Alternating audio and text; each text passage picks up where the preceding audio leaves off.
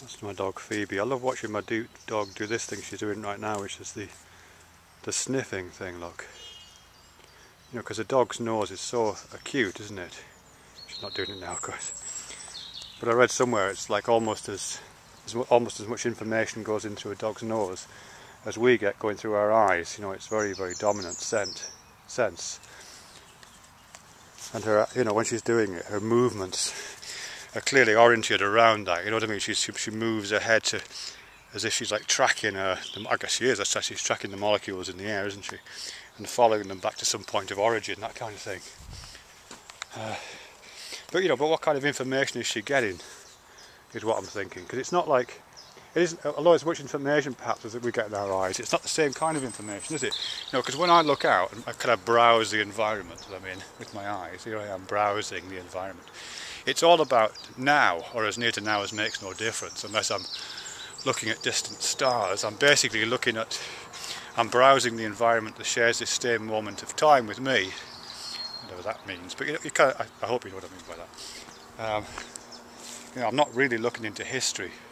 And similarly with the ears, actually. I mean, I know I'm hearing sounds and they are taking a few moments to get to my ears, but to all intents and purposes, the sound of that microlight in the air there is in the same moment of now that I am. But with scent it's different, you know. Even with human scent it's different. When you smell something, the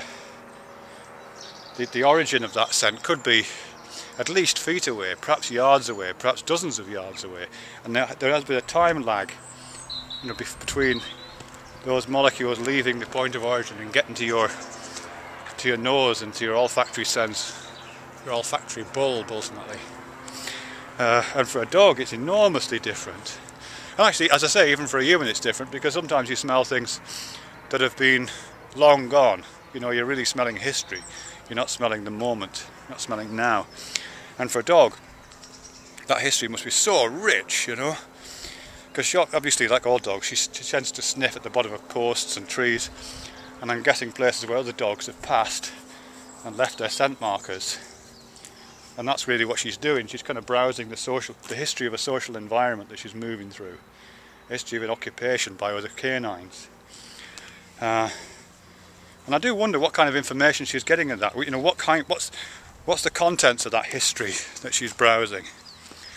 And I think it must be things to do with, well, probably I don't know if she can tell what kind of dog it is, but maybe she can get the information of whether it's a relative or not. That might be possible. I would imagine she could probably tell whether it's a male or a female, because I'm sure they leave different kinds of scents. If she's scenting a female, I bet she could tell the difference whether it was a female in heat or not, because that would be an important scent marker to lay down. She could probably get information about the health of the dog, I bet. You know, because your urine changes, the chemistry of it changes according to your health. So she can probably get information about the health of the dog that she's locating through her history browser. And maybe its diet. Maybe she could tell, you know, if it's been eating sugar puffs or not. Because if you eat sugar puffs, breakfast cereal, it makes you piss, the smell of sugar puffs. So I'm guessing she's getting all that kind of information, and probably lots of other things that don't have human correlates. But as I say, it's history. So I'm just trying to imagine myself into what that must be like. I'd kind of map that onto human senses. Particularly, as I say, the dominant sense of vision, but maybe a little bit the sense of hearing as well, which is our second sense, it seems to me. You know, what would it be like if our eyes and our ears did history in the way that Phoebe's nose does history?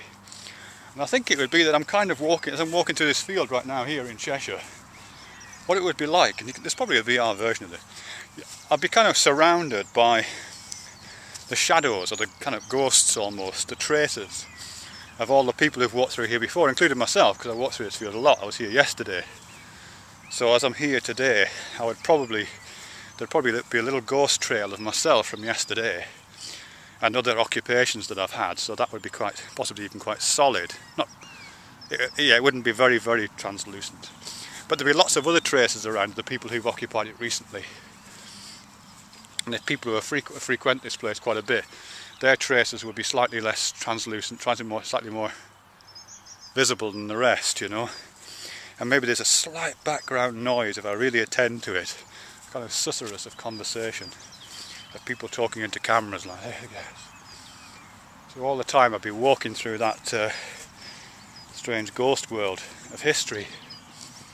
And I guess if someone was here and it stood still like this for a while, like this, it would be kind of the equivalent of pissing on the bottom of a gatepost.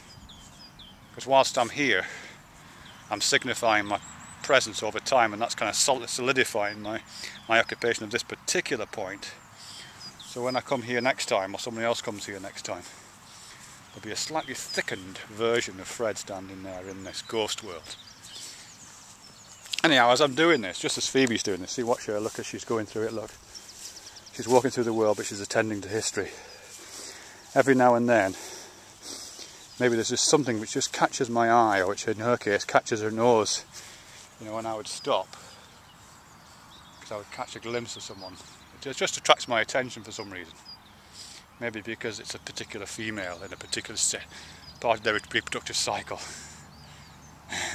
Or maybe it's just somebody who's, I don't know, let's say it's a female about the same age as myself. Then I'm just, that my eyeballs just swivel toward.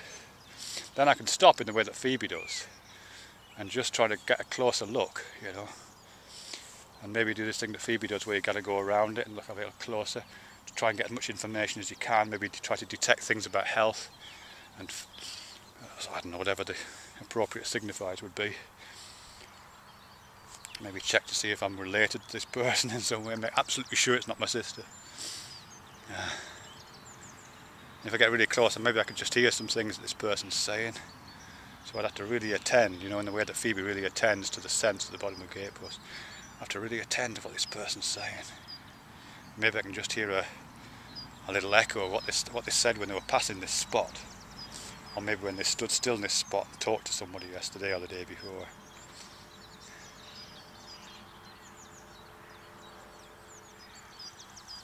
Yeah, and I'd have to move on and back to the Sea of Ghosts. Phoebe's been there for ages, look. She's been sitting there patiently waiting for me to stop wobbling on. So when I come here next time, amongst all these ghost people, there'll be a slightly thickened version of a ghost dog just standing there. Won't there, Phoebes? I'll be able to look at the ghost dog. And there'll be Ghost Guy over there, look. Ghost Guy will be over there, running. There he goes. There he goes.